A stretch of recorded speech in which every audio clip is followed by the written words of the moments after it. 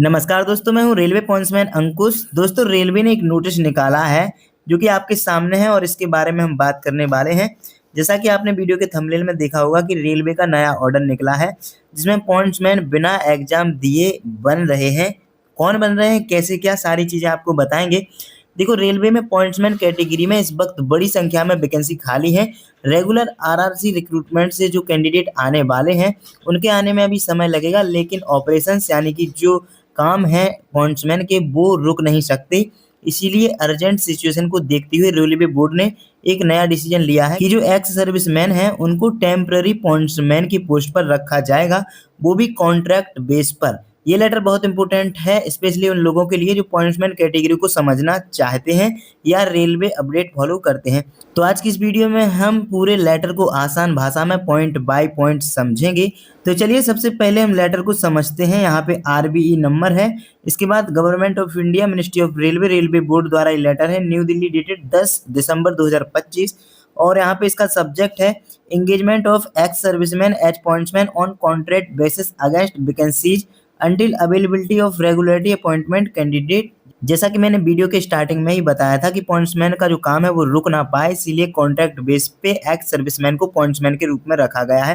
देखिए, सबसे पहला यहाँ पे पॉइंट दिया गया है और इसमें साफ साफ कहा गया है कि यदि किसी जोन में पॉइंट्समैन की पोस्ट खाली है और रेगुलर आरआरसी वाले जो पॉइंट्समैन हैं वो अगर नहीं आ पा रहे हैं, उनको टाइम लग रहा है, तो ऑपरेशनल रिक्रूटमेंट बहुत अर्जेंट है। तो उस सिचुएशन में रेलवे टेम्पररी तरीके से जो एक्स सर्विसमैन है उनको पॉइंट्समैन की ड्यूटी पर रख सकते हैं, वो भी कुछ समय के लिए। देखो, सिंपल सी बात है कि रेगुलर कैंडिडेट आने तक एक्स सर्विसमैन ड्यूटी करेंगे ताकि ये जो काम है वो रुक ना पाए। लेकिन ये भर्ती कैसे होंगे, तो देखिए, directly ex serviceman welfare board, central या फिर स्टेट गवर्नमेंट के थ्रू, यानी कि कोई भी इसमें रिटन एग्जाम नहीं होगा, ना ही कोई आरआरसी का एग्जाम कराएगी, ना ही कोई आरआरसी इसमें भर्ती कराएगी। ये direct ex serviceman welfare board द्वारा भर्ती करी जाएगी।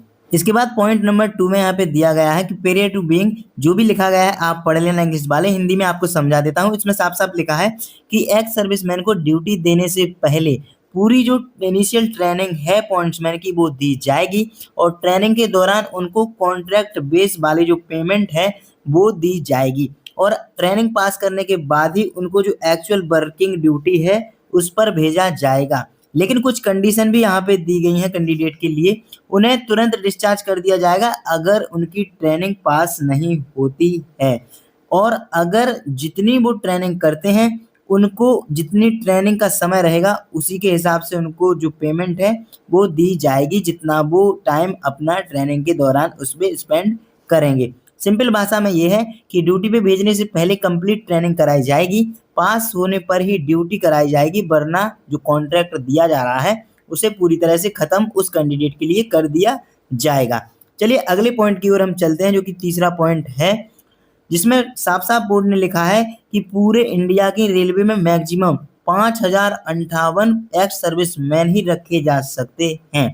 इससे ज़्यादा किसी भी हाल में भर्ती नहीं कराई जाएगी। ये नंबर जोनल रेलवे की रिक्रूटमेंट देखकर डिसाइड किया गया है। जितनी भी रिक्रूटमेंट सभी जोन में दी गई हैं उन्हीं को देखकर ये सारी चीज़ें देखी गई हैं। देखो, पूरे भारत के लिए बस 5058 टेम्पररी पॉइंट्समैन ही अलाउ है, इससे ज़्यादा कोई भी कॉन्ट्रैक्ट पर नहीं रखा जाएगा। अब आगे बात हम और चीज़ों की करते हैं जो आपके मन में शायद डाउट भी चल रहे होंगे। देखिए, इसके बाद जो अगला पॉइंट यहाँ पे दिया गया है, इसमें सबसे इंपॉर्टेंट लाइन ये है कि जैसे ही कोई आरआरसी रिक्रूटमेंट के रेगुलर पॉइंट्समैन ज्वाइन करेंगे, इसमें लिखा गया है, तो कॉन्ट्रैक्ट वाले जो एक्स सर्विसमैन पॉइंट्समैन रखे जाएंगे उनको तुरंत से रिलीव कर दिया जाएगा। मतलब ये जो जॉब है ये परमानेंट नहीं है, ये सिर्फ कॉन्ट्रैक्ट बेस पे रखी जा रही है और कितने समय तक के लिए है ये आगे शायद हमको बता दिया जाएगा। सिंपल भाषा में अगर इसको समझें तो जो रेगुलर पॉइंट्समैन आ जाएंगे तो कॉन्ट्रैक्ट वाले जो भी पोस्टें होंगी उनको पूरी तरह से खत्म कर दिया जाएगा और फिर उनको उस जॉब से भी निकाल दिया जाएगा। रेलवे ने कहा है कि इसको जोनल लेवल पर क्लोजली मॉनिटर किया जाएगा। चलिए अगले हम 5वें नंबर के पॉइंट की बात करते हैं, जिसमें लिखा गया है साफ साफ the permission for engagement of ex serviceman as pointsman in the above mention manner would initially be valid up to 31/12/2026. There further extension will be permitted depending on vacancy position at that time for which ZRS should especially often prior approve of board. इसका मतलब है simple भाषा में ये पूरी permission फिलहाल 31 दिसंबर 2026 तक के लिए ही वैलिड मानी जाएगी। सिंपल भाषा में इसे कहें तो अगर 2026 के बाद भी वैकेंसी होती हैं तो जोनल रेलवे द्वारा एक फ्रेश अप्रूवल फिर से निकाला जाएगा और जो नए एक्स सर्विसमैन हैं उनकी भर्ती कराई जाएगी या फिर हो सकता है इन्हीं पॉइंट्समैन को भी रखा जा सकता है। लेकिन अभी के लिए 31 दिसंबर 2026 तक के लिए ये कॉन्ट्रैक्ट है।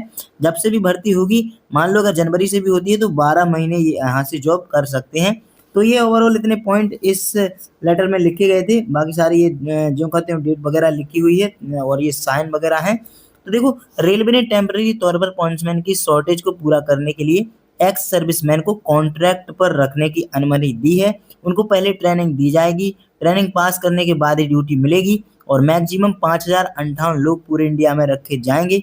और जैसे ही रेगुलर आरआरसी वाले पॉइंट्समैन ज्वाइन करेंगे तो कॉन्ट्रैक्ट वाले पॉइंट्समैन को हटा दिया जाएगा और ये जो पूरी परमिशन फिलहाल 31 दिसंबर 2025 तक ही वैलिड है। तो दोस्तों, यही सारी जानकारी थी आज की इस वीडियो में। उम्मीद है कि आपको अब सब कुछ समझ में आ गया होगा। ये जो वैकेंसी है ये नॉर्मल कैंडिडेट के लिए बिल्कुल भी नहीं है। जो भी एक्स सर्विसमैन है, एक्स सर्विसमैन तो आप समझते ही होंगे, उन्हीं कैंडिडेट को बिना एग्जाम के भर्ती किया जाएगा।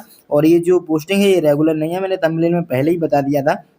ये जो पोस्टिंग है ये टेम्परेरी तौर पर कराई जा रही है जब तक कि जो रेगुलर बेस वाले पॉइंट्समैन है वो नहीं आ जाते हैं। तो दोस्तों, आज की इस वीडियो में यही जानकारी थी।